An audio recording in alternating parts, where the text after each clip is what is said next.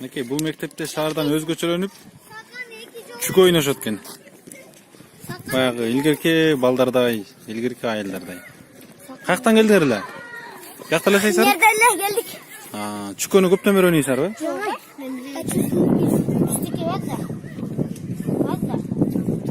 Негизи сотка ойношот го, телефон ойношот го көбүнчө. Эмне силердин чүк ойноп атасыңар?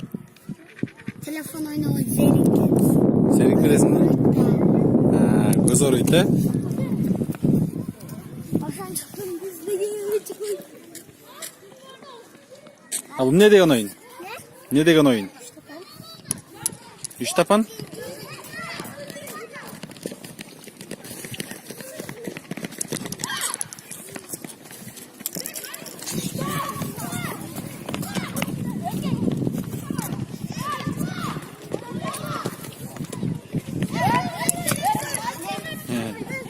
Küçük oyun oğun kızık.